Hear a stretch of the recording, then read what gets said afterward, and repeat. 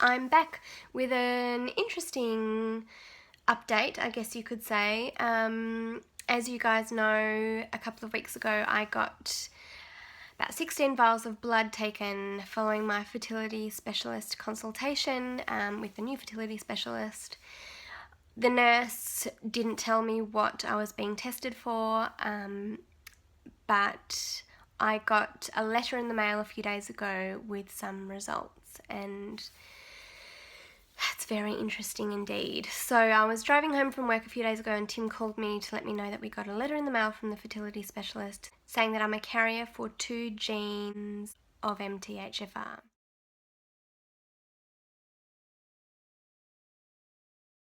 The letter said, your blood tests indicate that you're a carrier for 2 genes of MTHFR. This is a common gene mutation and the implications for this in pregnancy is still unknown, particularly if your homocysteine level is normal as yours is. I hadn't done a lot of research recently into MTHFR, but around a year ago I had looked into it quite a bit and actually requested my OB at the time to test me for it.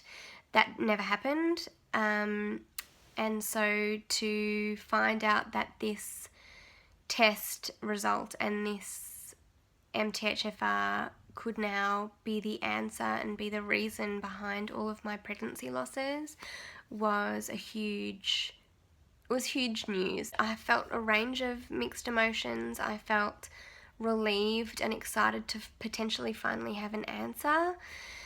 The answer we've been waiting for all these years, you know. We've been trying for 3 years now and we've only been told it's bad luck and we haven't really had many answers. So to finally receive a test result that could indicate a link to recurrent pregnancy loss was huge. When I got home and did a bit of research and realised that there's a link, but it hasn't actually been confirmed. There's no clinical proof behind it. So all of the studies haven't really been enough to prove that an MTHFR gene mutation is linked to recurrent miscarriage. So that was a bit disappointing to hear. Obviously not all doctors are willing to give treatment for something that there's been no clinical proof for.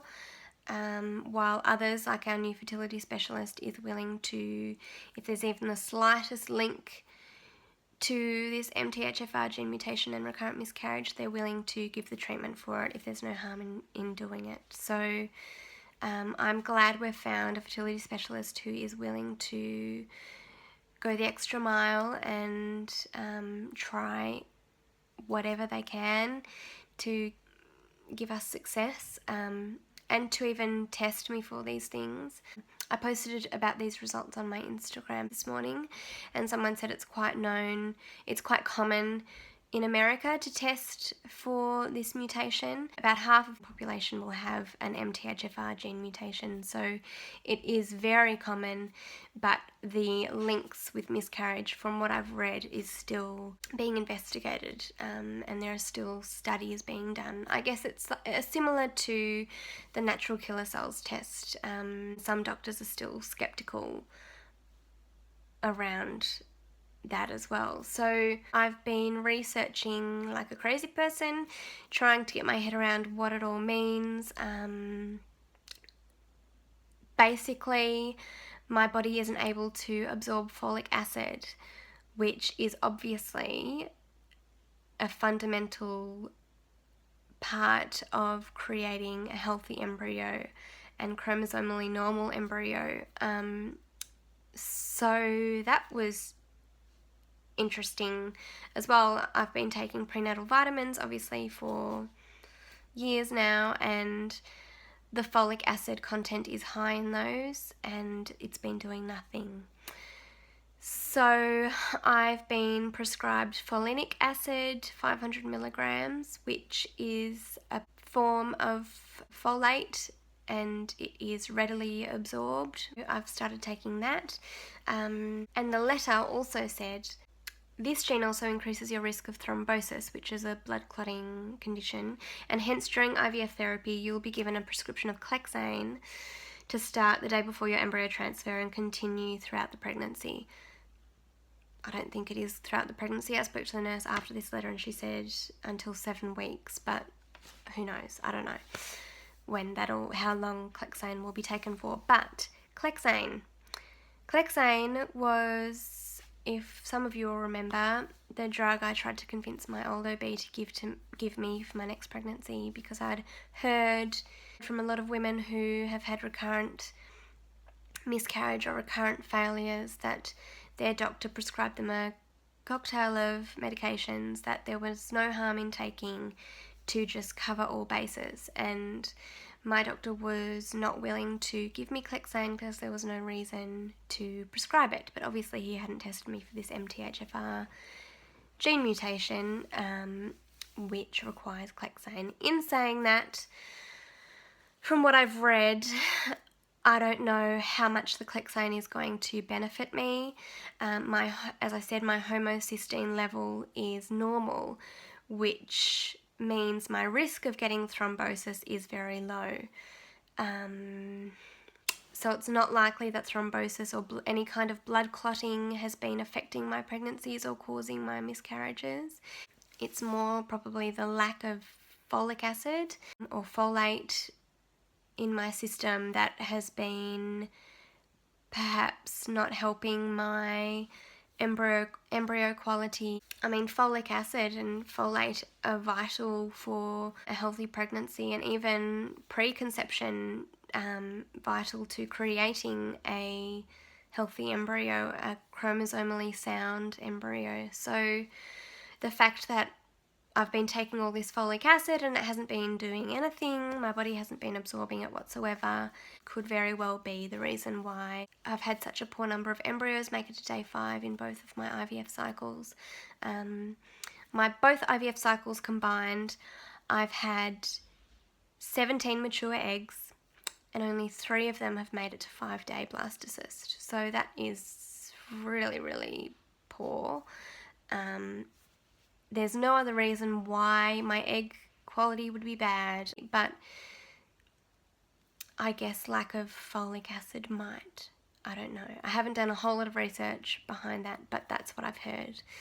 So I'm on this folinic acid, 500 milligrams. It's very overwhelming. There's a lot of information to take in and try and understand how it relates to you. There's also different types of mutations. I think there's 13 in total, but only there's 2 that are very common. So the 2 main ones that have had most studies done on them are the C677T. I had no mutation detected on that one, but I had a homozygous, I don't know how you pronounce it correctly, mutation detected on the A1298C. So the lab notes on the test says this patient is homozygous for the A1298C variant of the MTHFR gene. This genotype is unlikely to be clinically significant. So when I read that, I thought, oh, well, so it means nothing. But again, it's because there's been no clinical proof to link the two. There's definitely been a lot of studies done. It's got to be contributing in some way to my losses. I'm hoping taking this folinic acid or folate will help, and fingers crossed. I forgot to mention in my previous video that my new fertility specialist doesn't believe that baby aspirin does a thing. She won't be getting me to take baby aspirin. She thinks it does absolutely nothing. I think I'll probably take it anyway, just as there's no harm in taking it, just as a precaution, so I know I've tried everything. Another bit of a controversial thing, my old OB said I should take it. This fertility specialist thinks it does nothing. I know a lot of you have taken baby aspirin as well and swear by it, so I probably will take it in my next pregnancy, just in case. But I thought that was interesting that she thought it was an absolute waste of time. So I called the nurse on Friday to ask if Tim has been tested for this gene mutation, because obviously if we've both got the gene, it's passed on from your parents. So as I said, half of the population have got an MTHFR gene mutation. It's very common. So if Tim's got it as well, I wanted to know how that would affect our embryos. Obviously we're going to be doing PGS testing on our embryos when we do IVF, but it was a question that the nurse didn't have the answers to. She was going to ask the new fertility specialist and get back to me. I haven't heard back yet, but that was a question I had. If any of you think of any other questions that I should be asking, let me know, because I am quite overwhelmed with this new information. I have been doing a lot of reading and research to try and get my head around it all, and work out how it affects me. As I said, there's multiple gene mutations. Potential game changer. I'm praying that with this folinic acid and Clexane, I'm not overly convinced on the Clexane, but I'm hoping that with taking these things, it'll make the world of difference and be the answer that we've been waiting for. I mentioned in my previous video that I've been taking or prescribed melatonin 4 milligrams by the new fertility specialist. It has been knocking me out. Your body produces melatonin naturally and makes you sleepy. So our bodies produce melatonin at night time. Taking these extra 4 I don't have any issues sleeping. Never have. I sleep like a baby and I sleep very easily. So taking these extra 4 milligrams of melatonin before bed it knocks me out completely. If I take it too early, I can't keep my eyes open. So I have to take it a little later on before I'm ready to go to bed. But if I take it too late, I just can't wake up in the morning.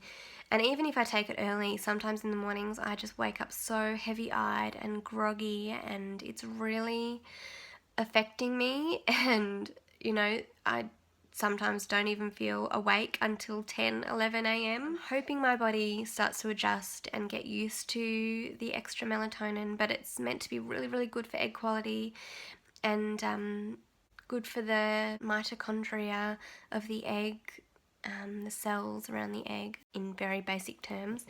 So, of course, I'm willing to keep going and stick at it. That's all that's been really happening these last couple of weeks. I hope this video made sense. It's still quite all over the place in my mind. I've still got a lot to get my head around, so I hope I made sense. If any of you have any knowledge on the MTHFR gene mutation, I'd love to hear from you and hear what your experience was. I have heard a few success stories from women who have the MTHFR gene mutation, so it does give me hope. Thanks so much for watching. I hope you're all doing really well. Love and baby dust to you all. Bye.